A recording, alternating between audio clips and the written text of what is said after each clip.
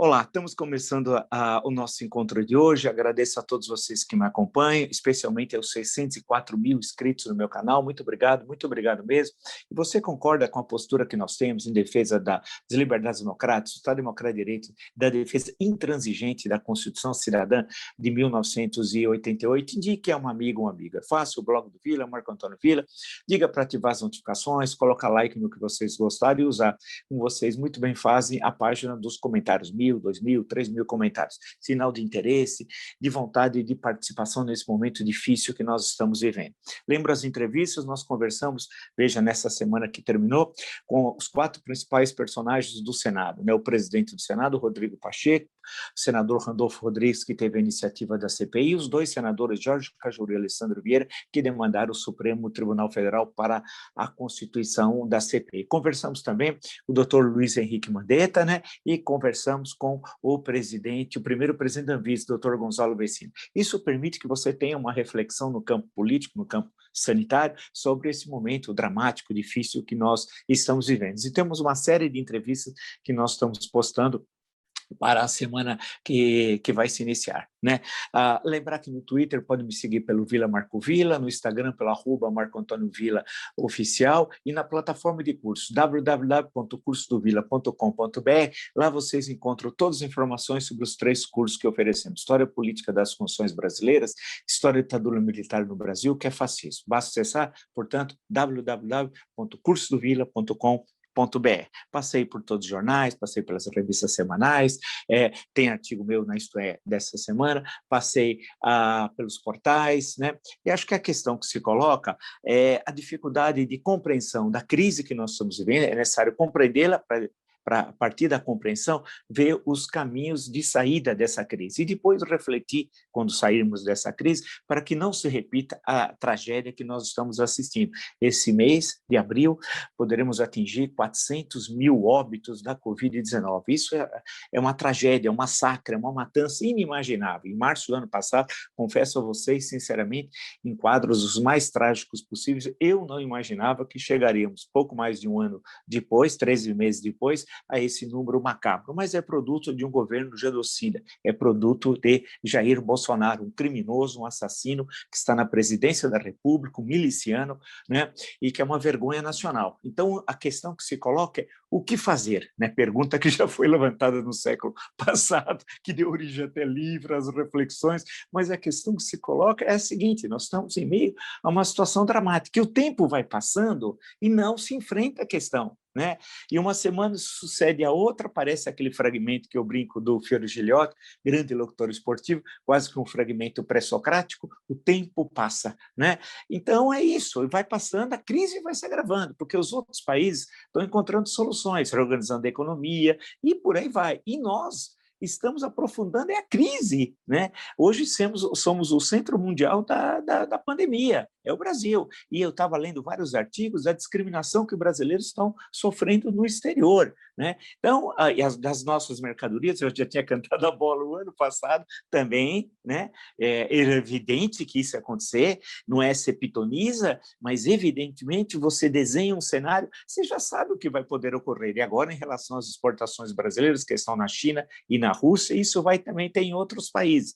Então, é uma situação extremamente difícil e o país não consegue, vive uma enorme dificuldade, primeiro analítica e por outras razões que eu vou rapidamente externá-las aqui nessa nossa conversa. A questão sempre é entender que essa é uma crise única, não há nenhuma, na história brasileira, nenhum paralelo. Então, dentro da tipologia das crises do Brasil republicano, se pegarmos 1930, o Brasil moderno nasceu em 1930, com a Revolução de 3 de outubro, né?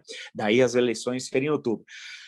Passamos todos os anos 30, a crise, olha, Revolução Constitucionalista de 32, a Revolta Comunista de 35, o golpe de Estado Novo de 37, a Rebelião Integralista de 38, né? E em meio à década mais traumática do século XX, né? Stalinismo na União Soviética, fascismo na Itália, nazismo na Alemanha, franquismo na Espanha, salazarismo em Portugal, né?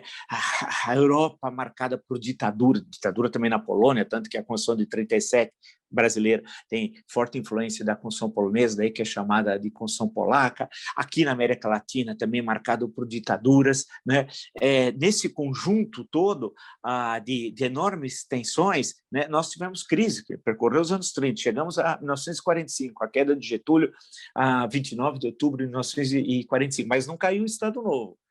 Grande parte da estrutura do Estado Novo, ela foi se mantendo ao longo do tempo. Os conselhos federais, inclusive agora, muito questionamento do Conselho Federal de Medicina, algo que eu já tinha cantado a bola também lá atrás, e vocês são testemunhos, mas essa estrutura piramidal é toda herdeira do Estado Novo por forte influência da Itália mussoliniana. Então, a questão da crise também, que nós temos crise em 45, o suicídio de Vargas em 1954, que foi uma coisa traumática, né? A 24 de agosto, uma crise começa no dia 5, na madrugada, no atentado da Rua Toneleiro, e termina 19 dias depois. 1955, uma campanha intensa, eu estava com o livro até aqui em cima do Roland Corbusier, que eu tinha lido em biblioteca, mas agora comprei no sebo, a JK e a luta pela presidência, uma campanha civilista, tal, né? Eu tinha lido isso aqui muito rapidamente, eu queria pegar um dado que eu me lembrava que tinha ali, mas não tinha anotado nos meus cadernos, que eu tenho as anotações em cadernos. A campanha de 55 foi uma campanha maravilhosa, histórica, e depois o JK ganhou e não queriam deixar que ele levasse, né? Aí no mês seguinte nós temos um mês de novembro que é pouco conhecido hoje, eu tenho falado toda hora nele, inclusive o título da live de ontem, Contra-golpe, uma expressão de 1955, né? Que tem grandes fatos, muito importante. Santos foi campeão pela segunda vez, campeão paulista, eu nasci também. Então, mas eu vou pegar depois essa questão de 55, eu estou prometendo e ainda não fiz, mas discutir um pouco melhor com vocês e mostrar a decisão do Supremo Tribunal Federal sobre o Café Filho, no ano seguinte, em 1956, que um dos ministros fala, então, até de impeachment rápido, porque a saída do Café Filho não foi pelo que dispunha estritamente a Constituição de 1946. Mas, para voltarmos à nossa conversa de hoje, então, você tem a crise de 55, 3 presidentes, começa Café Filho, passa por Carlos Luz e termina com Nereu Ramos, né?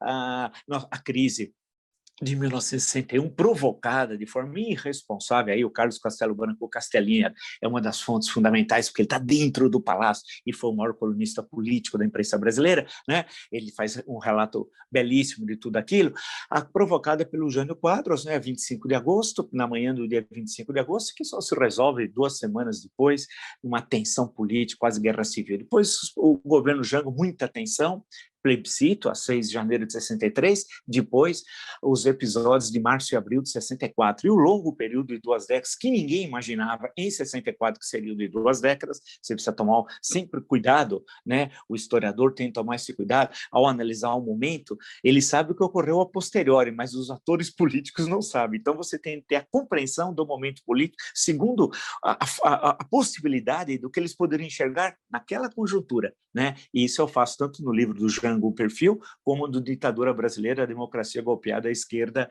e à Direita. Mas temos a crise, então, de 64. Lá na frente, depois, o processo de redemocratização. Foi muita atenção, mas principalmente, crise mesmo, é do impeachment de 1992, de Fernando Collor, e depois, saltando, de 2015 e 2016 com Dilma Rousseff. Insisto, isso é analiticamente essencial, e eu não vejo ninguém falar, e nesse espaço sim, que essa é uma crise absolutamente específica, que não tem nenhum paralelo com as anteriores. Por quê? As anteriores nós tivemos crises políticas e crises econômicas, né? Que coincidiram num momento histórico, e aí você tem a mudança. No caso que nós estamos vivendo aqui, ela é a crise mais longa em termos de extensão do tempo da história do Brasil republicano. Né? Ela começa, na verdade, se você fosse datar, com algumas manifestações em 2013, e ela a eleição de 14, tem meu livro, né? Um País Partido, que mostra, analisa no calor da hora o processo da eleição de 14, aí você entra no segundo governo Dilma, que nós pegamos um triênio terrível, o pior da história do Brasil republicano, economicamente falando, 2014, 15 e 16, aí vem a queda de Dilma, vem Temer, que não conseguiu ser o Itamar Franco, né? Temer foi uma versão pífia e ele poderia ter saído da história como um estadista e saiu pela porta dos fundos, né? Basta ver os amigos dele, Rocha Loures, aquele que na Rua Pamplona deu aquele pique com aquela mala com 500 mil reais, que até hoje não foi explicado, isso que deixa as pessoas angustiadas, não foi isso, e irritado com a política brasileira, dizendo que tem alguma coisa por aí, e tem.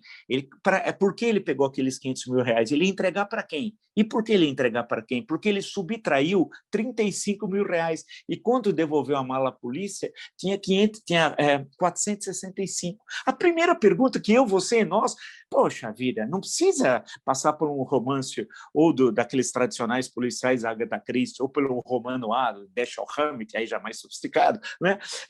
Que é o autor, entre outros, do clássico O Falcão Maltese, para fazer a pergunta seguinte: se você pegou 35, é que era seu. E os 465, para quem você entregar? Ninguém soube. Por isso que as pessoas ficam indignadas, angustiadas, irritadas, não encontram saída. E o Temer representou isso. Ia ser um ministério de notáveis. E foi um ministério de G10. Então, aí chegou o processo de 18, com tudo aquilo que nós já falamos tantas vezes. Aí, 2019, sem pandemia, foi péssimo o governo, péssimo. E aí, 2020 e 2021 é o que nós estamos assistindo. Então, essa crise é a mais longa no tempo. É necessário entender na extensão, cronologicamente, e a mais profunda, daí a sua especificidade, a mais profunda, atingindo os vários poderes. E tem uma variável que as outras crises do Brasil republicano, eu listei rapidamente algumas delas, não tiveram, que é a pandemia.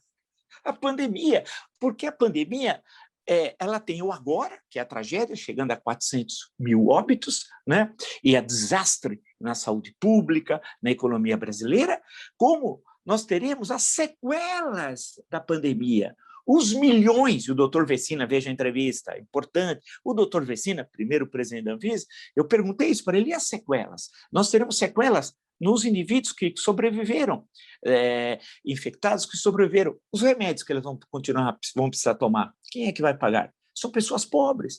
E o tratamento, e a fisioterapia, por exemplo, e toda essa medicina regenerativa, e isso é importante, aqueles que vão ter o prejuízo por exercício da vida profissional por toda a vida. O SUS vai precisar ter uma estrutura, quase que uma área, dedicada a esses milhões de brasileiros. E ninguém fala nisso. E, ao contrário, o orçamento desse ano da saúde é menor do que o do ano passado. É um negócio inacreditável. Mas teremos as sequelas da Covid na educação. 2 anos de educação perdido, desde o ensino fundamental até o ensino universitário. Que significado isso vai ter? Né? E, se você olhar no campo da economia, e os dezenas de milhares de negócios, micro, pequenos, especialmente, e médios negócios, foram destruídos, devastados pela pandemia. O que vai acontecer com tudo isso? E poderíamos levantar sequelas, né, para ver quão importante, e aí é uma sequela, entre aspas, positiva, a ciência e tecnologia. Não é ter esse banana, me desculpe dizer banana, né, mas esse astronauta picareta, que o Lula gastou uma fortuna para mandar ele para o espaço, ele desceu, pediu o boné, foi fazer palestra e vender travesseiro. Né? E cadê o remédio que ele disse que tinha uma coisa fantástica, que estava publicando nas revistas científicas? Cadê, astronauta? Do travesseiro? Cadê? Não tem nada. Então, na área do desenvolvimento da ciência e tecnologia, a importância disso. Né? E por aí vai. Então, nós temos uma coisa única que não teve nas crises anteriores, que foram muito graves, né, que eu citei anteriormente. E tem um fato, e aí eu estava vendo a entrevista do Eduardo Paes, prefeito do Rio de Janeiro, à Folha de São Paulo, ele não entendeu nada e mostra a pobreza das lideranças políticas hoje no Brasil. Ele diz o seguinte, até meio ingênuo, tal, né? Ingênuo na compreensão, porque eles são espertos na política. Impeachment de Bolsonaro é perda de tempo, vamos ganhar no voto. Ele não entendeu nada. Nós estamos, por dia, o Bolsonaro custa 3 mil vidas, pais. 3 mil vidas, ou você não entendeu? Né? Se você tem um avião lá com desses super aviões, quase 300, alguns têm 300 passageiros, são 10 aviões por dia, você não entendeu nada, cara. Me desculpe o cara, essa expressão que não é acadêmica e cavalheira e educada, mas é inacreditável. Ele acha que é possível levar o criminoso, o genocida, o assassino, o ladrão, até outubro do ano que vem, como se fossem as crises anteriores da história do Brasil republicano. Não, porque a cada dia 3 mil mortes, 3 mil mortes, 3 mil mortes, e novas cepas vão se desenvolvendo. E nós não temos vacina. O doutor Gonzalo Vecina nos disse na entrevista que os acima de 18 anos, se der tudo certo, no ritmo que está indo, que é péssimo, só em fevereiro de 2022 vai terminar a vacinação. Quer dizer, e como é que nós estaremos até lá? Aí vem o Eduardo Paes e vai dizer assim, olha, impeachment é perder tempo ganhando voto. Meu caro, você não entendeu nada. E aí representa o que isso? Ele é um político lá local, tal, não vou nem externar, não sei o que ele pensa do Brasil, não consegue pensar o Brasil, nem a inserção do Brasil na América Latina, e muito menos a inserção do Brasil no mundo. Mas ele não é um exemplo único. Se fosse, tudo bem, né? Não, ele representa, infelizmente, grande parte das atuais lideranças políticas, que têm uma enorme dificuldade de reflexão, porque não estudam, não conhecem o Brasil, não conhecem o que está ocorrendo no mundo, não tem aquela gana, aquela vontade de saber, a não ser de fazer conversinha de ouvido, uma conversinha ali, outra colar, uma aliança aqui, outra aliança colar. Isso dos que tratam a coisa de forma republicana, e tem aqueles que tratam a coisa pública de forma muito pouco republicana, vira coisa privada, né? Mas a questão toda é essa. Então, quando eu estava vendo a entrevista, a pobreza de ideias, a pobreza é um negócio assim. Aí, claro, eu lembrei daquelas frases famosas do Rui Barbosa, etc. Tal. Eu imagino o grande Rui, aquele que tentou ser presidente do Brasil. Eu gosto muito da campanha de 19, a campanha fadada ao fracasso, né?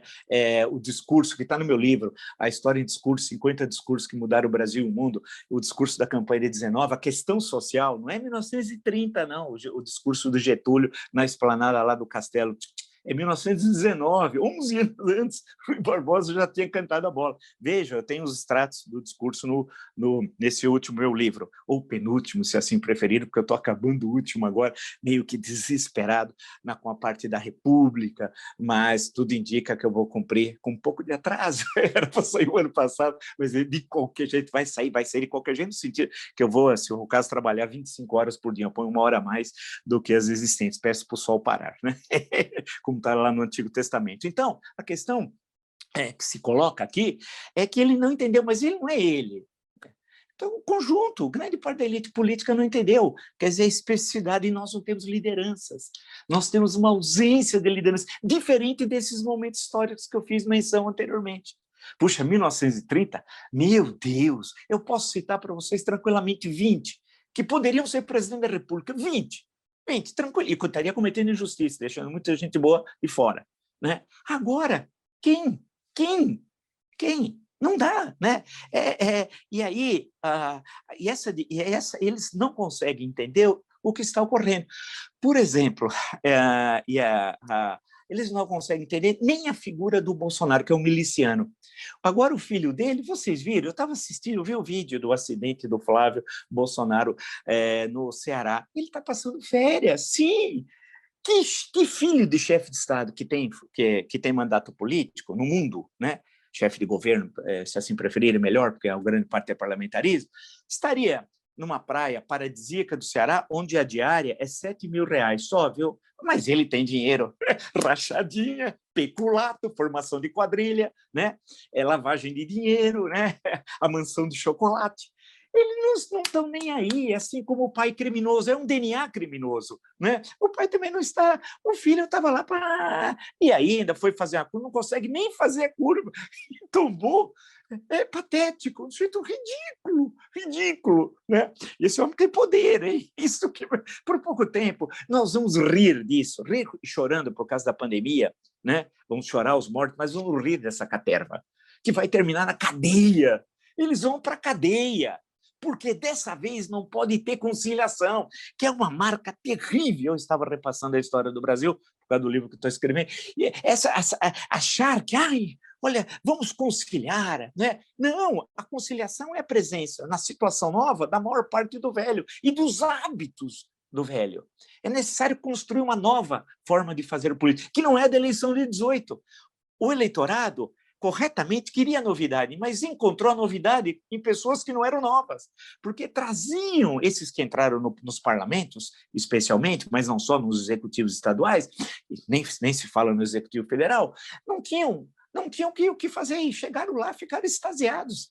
E gente de extrema-direita, nazi-fascista. Então, é curioso que o movimento democrático das ruas, numa auto-organização da sociedade civil, que é extremamente democrático, acabou produzindo nazifascistas no parlamento e nos executivos estaduais, mais ainda no executivo federal. Veja a contradição. Deu para entender? Ou seja, aquilo que poderia ser o novo democrático, o fermento de um Brasil democrático, não foi. Ao contrário, o que saiu dali foi justamente um líquido asqueroso, desculpe usar a expressão nojento, que causa asco, do nazifascismo que se instalou nessa novidade por parte de parte considerável de parlamentares na esfera estadual, na esfera federal e nos executivos estaduais, e mais ainda, o criminoso mor, o assassino, o homem que tem as mãos sujas de sangue, e nesse mês completaram 400 mil óbitos, o assassino Jair Bolsonaro.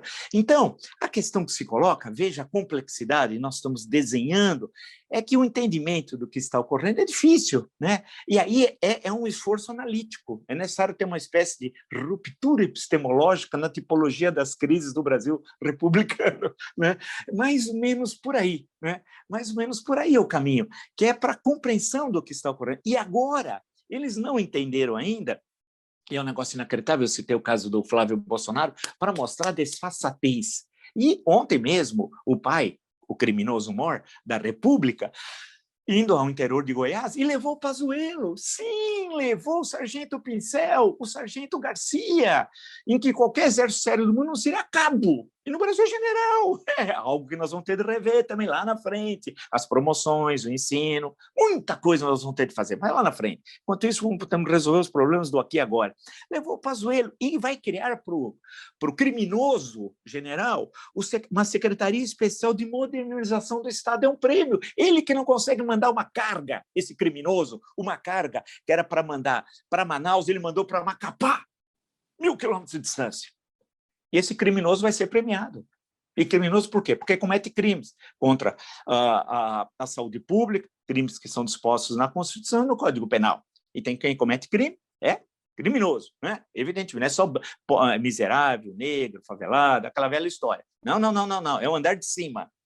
Por isso que não podemos ter conciliação, né? E levou o fanfarrão, não é o fanfarrão Minésio, aquele do século XVIII, né? Não é o fanfarrão Minésio, mas levou o Pazuello e cumprimentou todo mundo sem máscara, fomentando aglomerações, gel, nada. Esse criminoso, nós vamos seguir o que o Paes, o grande Eduardo Paes, que gênio, hein, tu és, hein? Impeachment de Bolsonaro é perda de tempo, vamos ganhar no voto. Ou seja, quantos vão precisar morrer, senhor Eduardo Paes? Quantos vão precisar morrer para que faça o impeachment? O senhor está bem até, infelizmente, espero que ele tenha se recuperado, né? Contraiu 2 vezes a Covid, espero que esteja bem e tal, mas politicamente é um desastre a sua análise, e o efeito que ela tem para o país. Né? Ainda bem que o senhor não é uma liderança nacional, e não temos tão poucas lideranças nacionais de qualidade, muito duvidosa. Então, a questão que se coloca é que a conciliação sempre foi uma dificuldade. Dessa vez, nós temos que resolver, porque a crise, insisto, é muito profunda. Não é mais possível fazer uma conciliação. Falar assim, vamos fazer o seguinte, vamos deixar o Bolsonaro. Não. Todos os administradores públicos que corroboraram, coonestaram a matança, vão ter de juridicamente responder por isso. E eu tenho falado quase que sozinho, agora não, ainda bem. Desde o ano passado, inclusive no tribunal, usando a metáfora do Tribunal Nuremberg e Spandau, que é a prisão, eu falando o nosso Nuremberg, nós vamos jogar no Tribunal Penal Internacional de Haia. Aqui que nós vamos jogá-lo. Aqui, porque nós temos legislação para tal. Né? E vai terminar assim, em Bangu 8. Depois, uns podem optar pela Papuda e por aí vai. Né? E por aí vai. Então, a forma como o Bolsonaro agiu ontem demonstra que, se seguirmos a sugestão do prefeito do Rio de Janeiro, a que ponto nós vamos ter 1 milhão de mortos? E aí sim nós vamos resolver essa questão. Não, o móvel de luta é a questão justamente do impeachment, né? Que se coloca. E aí, aonde isso vai aparecer? e teremos uma semana agitadíssima. Aonde? Na CPI. Na CPI da Covid. E ali, e o criminoso, ele é miliciano, é um assassino. Nós estamos falando com um presidente que matou 400 mil brasileiros. Basta você fazer as contas de pegar a população do Brasil, que ela representa no mundo cerca de 3%, e o total de óbitos da Covid-19 no mundo. O Brasil representou 12%, 4 vezes mais do que a população. Então, você pega o total de óbito, né? Quantas vidas não poderiam ter sido salvas se não tivéssemos um assassino, um genocida, um miliciano criminoso na presidência da República? E isso é inquestionável, os dados mostram isso. Não adianta, né? Os dados mostram isso. Então, a questão que se coloca é que vai ser a CPI ali, vai ser uma briga, eles estão tentando, há um acordo, mas estão tentando o governo quebrar esse acordo, porque o miliciano sabe que ali a questão da presidência, vice e relatoria são fundamentais, são 11 membros titulares, 7 suplentes, né? E o Brasil inteiro vai assistir aquilo, vai parar para assistir. Eu vou parar, eu tenho certeza que você, o que estiver fazendo, você vai parar, ou se não vai assistir depois os melhores momentos, né? Todo mundo vai assistir. E o Pazuello tem de ser o primeiro a sentar. O primeiro, apesar que ele diz assim, tem um que manda e outro que cumpre as ordens. Assim, ele obedece. Quem é que mandou ele fazer toda a ação criminosa? Não foi o Pazuello, o general de Fancaria, né? Mas foi o criminoso Bolsonaro. Aí nós vamos ter questões jurídicas interessantes e políticas. Um presidente da República pode depor numa CPI? Uma boa pergunta, hein? Se ministro pode, presidente não?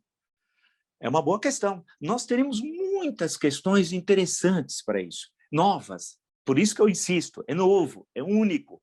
É necessário entender essa novidade e até para encontrar o caminho democrático para sairmos desse tormento que estamos vivendo. Então, é ali a CPI que é decisiva. Primeiro essa composição, primeiro dos 11 membros, tal. Depois, presidente, vice e relatoria. A cronograma, convocações e a forma de trabalho, que eu presumo que seja presencial e semipresencial. Vamos ver o que vai ocorrer. O Brasil inteiro vai estar olhando para lá. E ele, o criminoso Bolsonaro, também, o criminoso, vai fazer tudo para sabotar a CPI.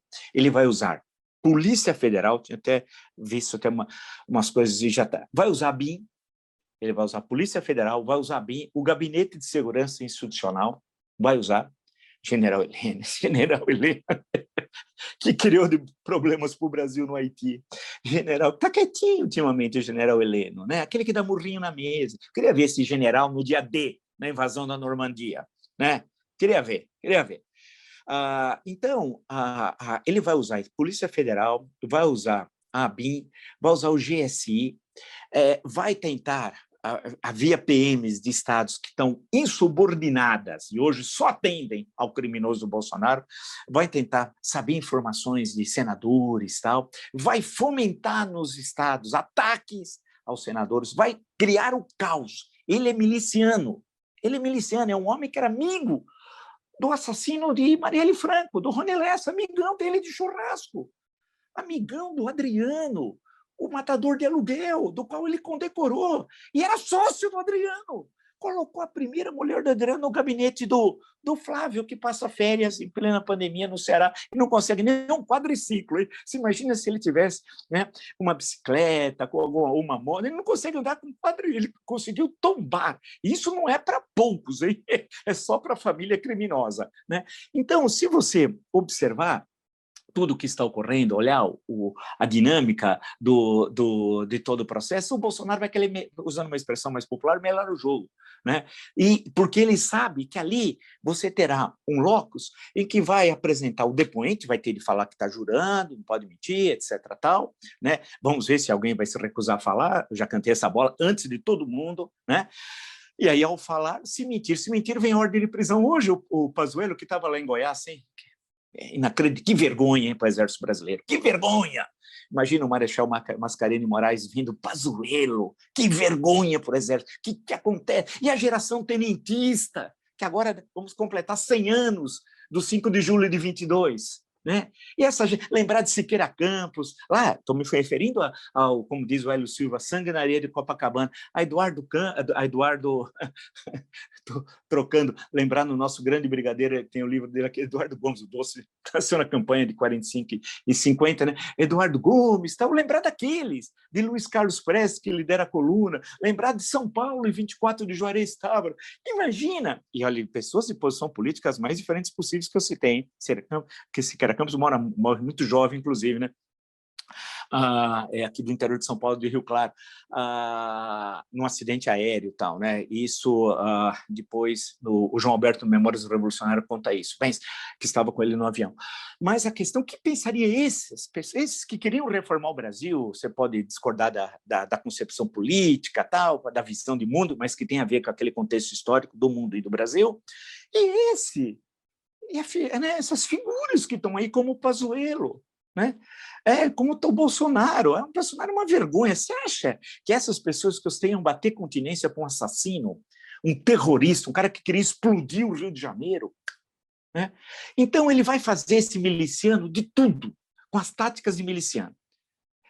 É bom todos tomarem muito cuidado, os membros da CPI, porque nós, na presidência da República, temos um miliciano. Então, ele vai ser um bombardeio. Fake news, aqui via as redes sociais, vai ser um monte. O gabinete do ódio já está em funcionamento. O gabinete do ódio, toda aquela turma paga com o meu, com o seu, com o nosso dinheiro, que eu quero que a investigação se conclua, porque com essa semana nós vimos que já se sabe quem é que organizou aqueles atos antirrepublicanos, antidemocráticos. Isso aí até eu sei. Até minha avó sabe. Eu quero saber, que agora falta resolver, e nós lemos aqui a notícia, quem é que financiou. Quem são os empresários nazifascistas? Quais são os empresários nazifascistas que financiaram esses atos? Acho que essa é a questão. É isso que a gente precisa da investigação policial. É inacreditável que um ano depois não tenham chegado a essa conclusão. Eu, em um mês, acho todos. Um mês. Me dê estrutura para tal e poder para tal, em um mês eu acho todos. Apresento todas as provas. Estranha essa demora, né? Muito estranha. Eu espero que o ministro Alexandre de Moraes, que tem conduzido muito bem todos os processos em relação a essa questão, e tenha tomado atitudes corajosas, daí tem sido muito combatido, né? Pressione, né? Porque não pode, ministro. O que aconteceu com isso? Por que isso daí não é feito? Em um mês resolve. Basta seguir o dinheiro, né? É velho isso, já disseram isso, acho que desde o Adão para Eva, né? Então, vê esse caminho, e aí se chega a quem são os criminosos, né? Com relativa facilidade. Então, a questão nesse domingo, vendo tudo, lendo o noticiário, tem muita coisa que eles plantam notícias, né? Muita coisa do Bolsonaro, mudança de ministros, eles ficam plantando notícia, e é uma gentalha, né? Observe quem segue, aquele grupo lá em Goiás, eu fiquei observando ele e a caterva, não, as pessoas são pobres coitados, estavam lá, pobres coitados, né? Gente que depois vai ter vergonha de ter ido lá, né? Um populacho quase naquela, né? Aquela coisa, gente que não tem a mínima consciência política. Não, eu estou falando do lado de cá da cerca, porque tinha um alambrado, do lado de cá, né? O Bolsonaro e sua caterva, é uma malta, é gente baixa, medíocre, né? Que não tem formação cultural nenhuma, né? Que não entende o que é a presidência da República, o decoro do cargo, né? Tem um homem como aquele personagem, usando linguagem chula, xingamentos, porque ele quer, que ele sabe, esse criminoso, que ele logo vai ser colocado para fora da presidência da República. E ele quer destruir a instituição presidente da República, quer maculá-la. Fala, olha, qualquer um pode vir aqui, como se estivesse num boteco, eu tivesse com o Rony Lessa, tivesse com o Adriano, com o Queiroz logo vai virar herói, que também não foi nada para frente as investigações. É incrível. Algo de errado no Rio de Janeiro, né? Não é no Reino da Dinamarca que tem algo de podre, é no Rio de Janeiro, que precisa ser investigado, alguma coisa de errado. O que é que a coisa não anda lá? Se as provas são contundentes, né? Mas ele quer mostrar, olha, eu enlameei, destruí a presidência da República, coloquei criminosos aqui comigo, né? Pus a prancha de surf, lembra? Lavei as mãos na água suja do espelho d'água do Palácio da Alvorada, enxuguei na minha calça, né, as mãos, limpei o nariz, peguei o bolo de aniversário e dei para as crianças. Lembra da cena? Ele quer mostrar isso, destruir. É coisa de falar assim, qualquer um pode vir aqui, se eu vim, qualquer um pode vir. Na visão dele, é a linguagem de miliciano, mas, ao mesmo tempo, os milicianos buscam, né, e os filhos mostram isso, locais onde, entre aspas, vai a elite também. É interessante, apesar deles serem pessoas muito baixas, marginais, mas eles querem ter o autoconsumo, né? Note as bolsas das esposas, né? A tentativa de passar um verniz, mas não tem jeito, continuam marginais, continuam marginais. Então, agora, vamos ficar atentos. Eu aqui vou ficar ligadérrimo na CPI. É ali que a nossa sorte vai ser decidida, porque ali pode dar, não no seu termo, antes do seu termo, os subsídios junto com o documento da OAB, que é importantíssimo, e, eventualmente, algum outro pedido de impeachment, mais de 100, da sustentação, ainda mais no campo jurídico, que não falta, mas é importante, porque nós teremos na CPI Pazuello, se ele falar mentira, vai preso, né? E vai ser aquela loucura, porque não vai ser aquela bagunça, como muitas vezes tem quando é CPI mista ou quando é só na Câmara. Não, a questão de você ter a tropa de choque, quem vai ser a tropa de choque do Bolsonaro no Senado? Alguns senadores ali estão pensando em 22 e sabem que embarcar no caminho nazifascista do Bolsonaro é derrota das urnas. Né? Então, aí vai estar o quê? O Flávio desmaia, se tiver um pouco de tensão, ele desmaia, né? Não sabemos, lembra? Então, vai ficar devassado ali presente. A criminalidade, o projeto, ele projetou as mortes, dentro daquela ideia maluca da imunização do rebanho, né? Aquela ideia dos 70%, aquela loucura que veio de auxiliares dele e veio de grupos do WhatsApp, porque ele aprende, entre aspas, por grupo do WhatsApp. Né? E veio de auxiliares, que também tem de sentar. Tem um deputado que eu estou esperando ele ser chamado. Ele tem de ser chamado. Quero ver colocar um deputado no banco ali da CPI também, né? Que diz que o ápice da pandemia será dia 8 de abril do ano passado e teremos 3 mil mortes. Estamos chegando a 400 mil. E não tem dignidade de vir a público e falar, olha, eu errei. Não, continua falando. Continua falando. E aí eles vão tentar também melar, ele já disse isso, o Bolsonaro, o criminoso, o genocida, que vai querer pedir para o ministro da Saúde, vamos ver se ele vai fazer esse papel vergonhoso, espero que não, para mostrar... E as outras mortes? Só morte de Covid, que eles vivem falando isso via redes, né, especialmente para a tia do WhatsApp. Então, prepare-se, é lá na CPI. Temos de acompanhar, dar força aos senadores democráticos, senadores republicanos. E lembre-se, a história não se faz necessariamente com quem você quer, mas com aqueles que, no momento histórico, estão, por oportunismo ou não, não é essa a questão, com a visão correta de mundo, naquele momento. Se são oportunistas ou não, o processo histórico vai dizer isso. Você não escolhe com quem faz a história. Né? É aquela velha questão, né? Ortega y Gasset, né? De você mesmo e as suas circunstâncias históricas, né? Que tem uma velha piada que o Bolsonaro, ao você chegar para o Bolsonaro e falar Ortega y Gasset, ele vai falar, são dois filósofos espanhóis? Não, o nome dele era Ortega y Gasset, né? Mas o Bolsonaro também nem sabe o que é filosofia, né? Não tem a mínima ideia. Grande parte dessa elite rastaquera, bolsonarista, nazifascista, que é uma fração diminuta, não sabe. Estavam me dizendo aqui que alguém falou assim, que você é formado no quê? Em pedagogia. Uma pessoa. Aí a pessoa perguntou, mas o que é pedagogia? Você não sabia que era pedagogia. É inacreditável. E esse pessoal tem poder. Não dá, né? Não dá. Mas é ali. Por isso que eu fiz questão hoje, nesse nosso encontro, de desenhar esse cenário, né? Mostrar a diferença do que nós estamos vivendo, a complexidade disso, é muito complexo, para encontrar os caminhos e saber aonde é o foco central da luta política agora e como o nazifascista Bolsonaro vai agir, né? Então é necessário sair, portanto, daquela análise, né, a velha história hegeliana da árvore ocultar a floresta, né, e buscar uma reflexão que passa pela história. Não é possível você buscar uma análise da conjuntura sem o conhecimento da história, da sociologia, da política, da antropologia, da filosofia política. Não é na base do achismo, eu acho. Você pode achar. É necessário entender esse fenômeno, recortá-lo e buscar compreensão no processo histórico político republicano brasileiro. Nós vamos depois ter de estudar mais afinco, não no campo só de defesa de visões político-ideológicas de momento, mas como é que nós chegamos nesse processo. Mas é necessário entendê-lo, né? E entender a ação dos atores, que é fundamental, dos atores políticos, para daí a compreensão permitirá avançar e não afirmar que impeachment de Bolsonaro é perda de tempo, vamos ganhar no voto, com 3 mil mortes por dia. Não dá, né? Se você gostou dessa e de tantas outras lives no meu canal, está inscrito, está entre os 604 mil inscritos no meu canal. Muito obrigado mesmo, né? Digo, você que você gosta da nossa perspectiva democrática, republicana, defesa intransigente da Constituição, indique a uma amiga, Faça o blog do Vila, Marco Antônio Vila, diga para ativar as notificações, colocar like no que vocês gostaram e usar, como vocês muito bem fazem, a página dos comentários. Lembra as 6 entrevistas últimas, que dá um painel, como eu falei no início, fundamental para o que está ocorrendo no Brasil, né? No Twitter, vocês podem me seguir pelo Vila Marco Vila, no Instagram, pela @MarcoAntônioVilaOficial e na plataforma www.cursodovila.com.br.